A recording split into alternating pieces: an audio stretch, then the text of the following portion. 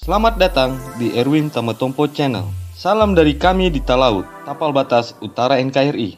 Berikut ini 4 Jenderal Kopassus yang melesat menjadi Menteri Pertahanan.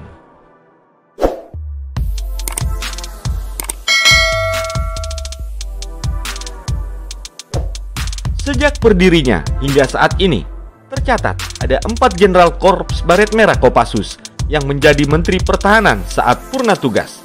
Keempatnya merupakan tokoh militer yang dipercaya untuk mengemban amanah di pemerintahan. Berikut ini daftarnya. 1. Jenderal TNI Purnawirawan Edi Sudrajat. Edi Sudrajat merupakan seorang tokoh militer Indonesia.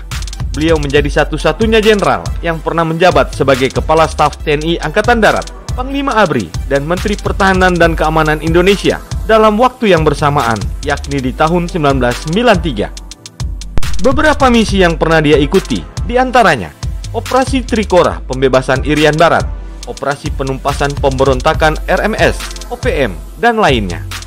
Selain Panglima TNI, alumni Akademi Militer tahun 1960 dari Kesatuan Infanteri Kopassus ini juga pernah menjabat sebagai Kasat serta Menteri Pertahanan dan Keamanan periode tahun 1993 sampai 1998 atau pada era pemerintahan Presiden Soeharto. 2. Jenderal TNI Purnawirawan Leonardus Benyamin Murdani. LB Murdani merupakan seorang perwira TNI yang pernah menempati berbagai jabatan strategis di Indonesia. Jenderal Kopassus ini pernah menjabat sebagai Panglima TNI pada periode tahun 1983 sampai 1988 dan sempat menjabat sebagai Menteri Pertahanan dan Keamanan Indonesia periode tahun 1988 hingga tahun 1993. LB Murdani dikenal sebagai perwira TNI yang banyak berkecimpung di dunia intelijen hingga sosoknya banyak dianggap misterius. Beliau pernah ikut terjun langsung di operasi militer penanganan pembajakan pesawat Garuda Indonesia penerbangan 206 di Bandara Dong Muang, Bangkok, Kerajaan Thai pada tanggal 28 Maret 1981. Peristiwa yang kemudian dicatat sebagai peristiwa pembajakan pesawat pertama dalam sejarah maskapai penerbangan Indonesia dan teroris yang bermotif jihad pertama di Indonesia. 3. Letnan Jenderal TNI Purnawirawan Prabowo Subianto. Prabowo Subianto merupakan Menteri Pertahanan Indonesia saat ini. Beliau merupakan salah satu tokoh penting dan melegenda di Kopassus. Karir Prabowo Subianto di militer terbilang sangat cemerlang. Beliau pernah ditugaskan menjadi Komandan Peleton Grup 1 sebagai bagian dari operasi Tim Nanggala di Timor Leste saat usianya baru 26 tahun. Meski masih muda, Prabowo dan pasukannya mendapatkan perintah untuk menangkap Nicolaus de Reis Lobato, yakni Perdana Menteri pertama Timor Timur. Bukan hanya itu, Prabowo Subianto juga berhasil menangkap Letkol Sanana Gusmao.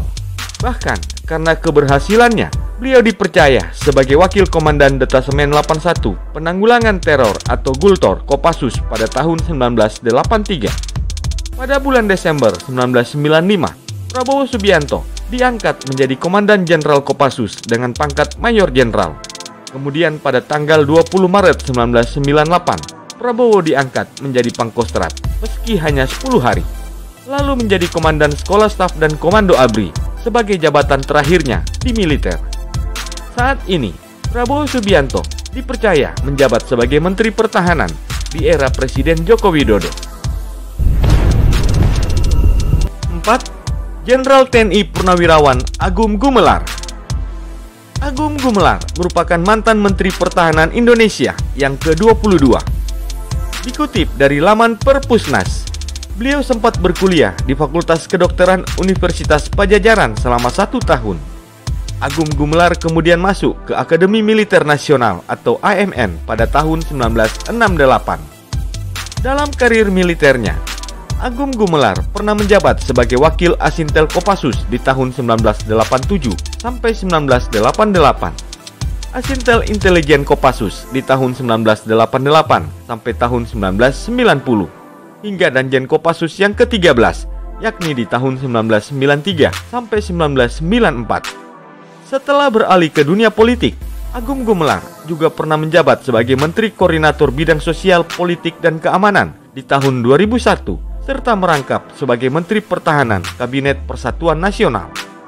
Itulah dia, 4 Jenderal Kopassus yang melesat menjadi Menteri Pertahanan. Semoga tayangan ini bermanfaat dan dapat menambah wawasanmu ya guys.